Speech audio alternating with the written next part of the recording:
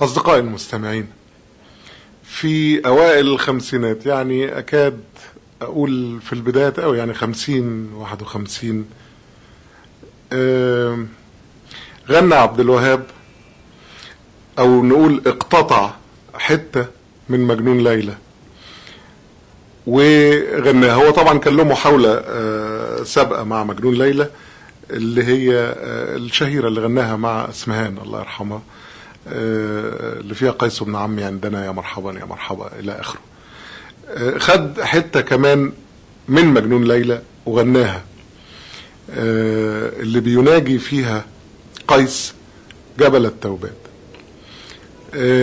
هذه المناجاة قد ما هي رقيقة ورومانسية، قد ما شدت انتباه عبد الوهاب وعمل لها هذا اللحن البديع الجميل الحقيقي، يعني من أحلى قصائده فعلا قصيدة جبل التوبات. تعالوا نبص للكلمات. طبعا كلمات أمير الشعراء حقيقي راجل رقيق قوي وجميل، وخواطره حاضرة واستدعاءاته جاهزة وصوره قد كده واصلة على طول من أول البداية على طول. جبل التوبات حياك الحياة. مين اللي بيحيي هذا الجبل؟ يحيي الحياة. ليه؟ لأنه هنا بيتحدث عن حب عذري، عن حب ابتدى في الطفولة.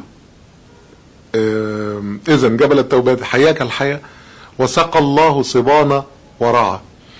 سقى الله صبانا، دي دعوة عربية في اللغة العربية، يعني عارف لما نقول ايه، ربنا يندي الليلة مثلا، يعني يفضل هذا الصبا حي وفي رعاية الله. فيك نغينا الهوى في مهده ورضعناه فكنت المرضعة. برضو شوقي شيء قوي جدا، يعني رضعنا الهوى فيك يا جبل التوبات، وانت اللي رضعتنا الهوى. وعلى سفحك عشنا زمنا ورعينا غنم الاهل معا. واضحة. وحدونا الشمس في مغربها. ما كناش بنحدو الابل، ما كناش بنحدو القطيع بتاعنا، لا ده احنا كنا بنروح الشمس شخصيا، بنروحها بيتها في المغرب. وبكرنا فسبقنا المطلعة. مش بس كنا بنروحها، لا كنا بنسبقها لحد ما تجيلنا هي في شروقها. هذه الربوة كانت ملعبا لشبابينا وكانت مرتعة. في الربوة دي كنا بنلعب سوا. كم بنينا من حصاها أربعة وانثنينا فمحونا الأربعة. بنينا ربوع، بنينا ديار وقرى إلى آخره، وطينا كده قمنا هدين اللي بنيناه تاني. وخططنا في نقى الرمل فلم تحفظ الريح ولا الرمل وعى. مش ممكن هذه الرقة، مش ممكن. يعني كل اللي عملناه ده لا شالته لنا الريح اللي هبت وشالته، يعني مساحته من على الأرض، ولا الرمل فاكره، ولا الرمل وعاه واحتفظ بيه. بصوا بقى الجمال الجاي ده. لم تزل ليلى بعيني طفلة لم تزد عن أمس إلا إصبع. لسه بشوفها وهي كبيرة، هي الست اللي أنا بحبها دلوقتي، البنت اللي أنا بحبها، لكن لسه بشوفها طفلة، لسه بشوفها طفلة صغيرة ما كبرتش إلا دوبك صباع واحد. مش ممكن خيال هذا البيت. ما لأحجارك الصمة كلما هاج بالشوق أبت أن تسمع. ليه أحجارك ساكتة؟ ليه مش سمعاني؟ كلما جئتك راجعت الصبا فأبت أيامه أن ترجع. شوفوا بقى، راجعته مش رجعته، راجعته. أنا افتكرته، أنا تذكرته، لكن ما رجعش. أيامه رفضت أنها ترجع. كلما جئتك راجعت الصبا فأبت أيامه أن ترجع. قد يهون العمر إلا ساعة وتهون الأرض إلا موضع. مش ممكن ده خالص. ساعة واحدة من العمر بالعمر كله ممكن تبقى بالعمر كله، وحتة واحدة من الأرض ممكن عشانها كل الأرض دي تهون، كل العالم ده يهون. شفتوا الرقة بقى وشفتوا الجمال. شوفوا كمان الجمال اللحني بقى، من أول اختيار مقام الحجاز. يا ترى هو اختاره علشان قيس وليلى أصلا كانوا عايشين هناك، ولا تداعي الفكرة جابها له، يعني جاب له المقام ده كده كاختيار؟ الله أعلم. لكن اهو ده اللي حصل من اول البداية. احساس صحراوي رعوي، سولو قانون من مقام الحجاز، ثم ايقاع قافلي التركيبة تم تم تم تم تم تم تم تم تم، تحسوا بالقافلة كده ماشية. آلة الأوبوة، وطبعا دي من اصول مزماريه، يعني آلة الأوبوة ابوها المزمار، ودي برضو من المرات الاولى اللي بتستعمل فيها آلة الأوبوة. هو كان استعملها قبل كده، فانا اللي طول عمري ما حبيت، لكن يعني دي برضو تعتبر من المرات الاولى. هنا السولو ده من مقام الكورد، ولكن عبر تسليم صغير خالص بتعمله آلة البيكولو، ودي من اول برضو المرات اللي تظهر فيها، بتعمل ترا صفارة دي اللي بتيجي، القانون وراها، الاوركسترا وراها، نفس التسليم بيخدم له على الوصول للحجاز. ثم غناء صحراوي طلق رعوي، تحسوا بالفضا، تحسوا بالنفس الطويل وهو بيقول جبل التوباد حياك الحياة وسقى الله صبانا ورعى.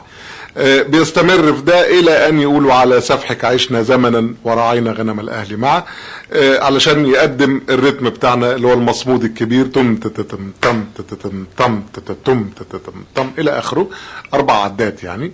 بعدين تسليم موسيقي صغير من مقام الرصد، احنا حجاز الدوكا وده رصد النوى، يعني الري والسول اللي هي الدرجه الرابعه بتاعتها، مقام قريب منها. بيقول منه كم بنينا من حصاها أربعة الى اخره. وبعدين مزيكا تاني برضو صغيرة، بعد ما عمل لنفسه قفلة، دي تاني قفلة بيعملها، خلي بالكم، اللي هي ولا الرمل وعى، دي تاني قفلة.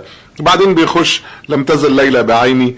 هنا يا جماعة بيعمل حتة تحويلة، يا ساتر يا رب، ما بين الرصد والحجاز، تحويلة فظيعة. واحد لعيب كرة شراب بيغزل في 2 سنتي، حاجة مر من خرم إبرة، ما تفهمش ازاي عملها، ازاي الله أعلم برضو. ثم إلى السيكة مع كلما جئتك راجعت الصبا، لحد ما بيقفل قد يهون العمر بجملة طويلة زي ما ابتدى. ودي من المرات الأولى اللي على فكرة بتيجي فيها قفلة أغنية مش من المقام اللي ابتدت منه، المرات القليلة قوي، ويقفل بموسيقى كما ابتدى. أما أداؤه فهنا في الغنوة دي أداء ساحر شديد التعبير. صوته طبعا زي ما اتفقنا في المرحلة هنا بتاعت الخمسينات، صوته اختلف عن الغنوة اللي سمعناها في الأول اللي هي أعجبت بي، بالتأكيد نضج، في خبرة، في وعي، في عرض في الصوت كده، في نوع تاني كده من الصوت الجميل، في شياكة يا جماعة، في كلونيا محطوطة، نفس طويل. زي ما قلنا بيقدم لنا هنا مساحة أكتاف ونص، وهي مساحة كبيرة جدا إذا ما قيست بالصوت البشري. أصدقائي المستمعين، مع جبل التوباد، أحمد شوقي، محمد عبد الوهاب.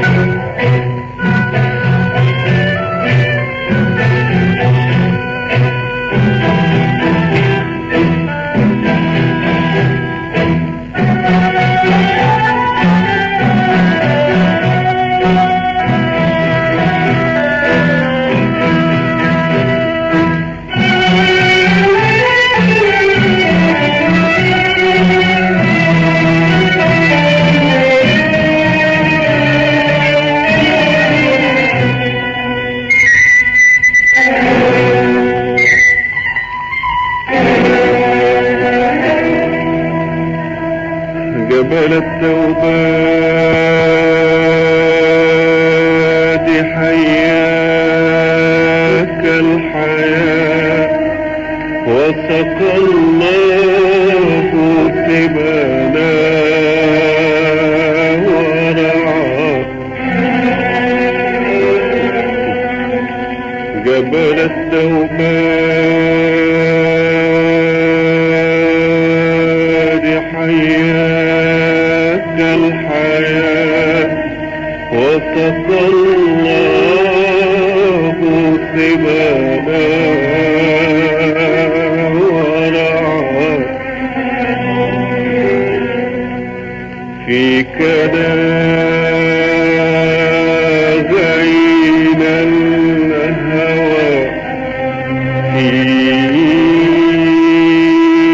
مهده ورضعنا فكنت المرضع وعلى سفحك عشنا زمنا وعلى سفحك عشنا زمنا ورعينا غنم الأهل معا وحدونا الشمس في مغربها وحدونا الشمس في مغربها وبصرنا فسبقنا المطلع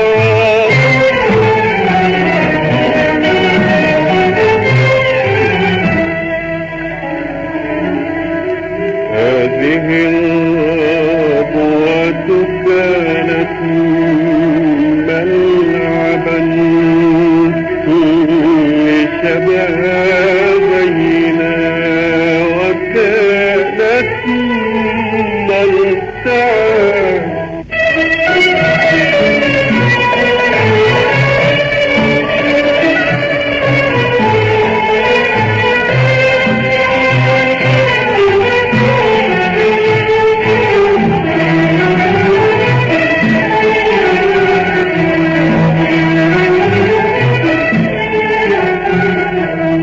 كم بنينا من حصارها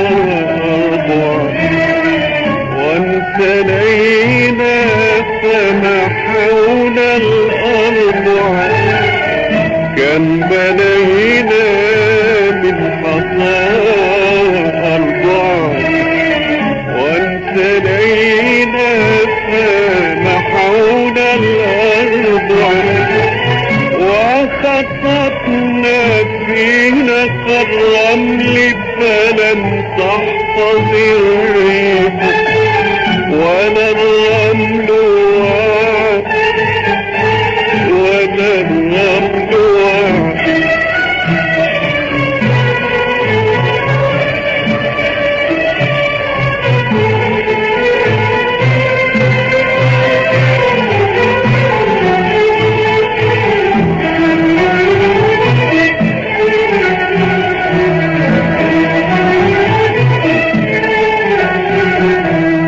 لم تزل ليلى بعيني طفلة لم تزل عن أنفك إلا إصدار ما لأحجارك ثم كلما هاج بالشوق أبت أن تسمع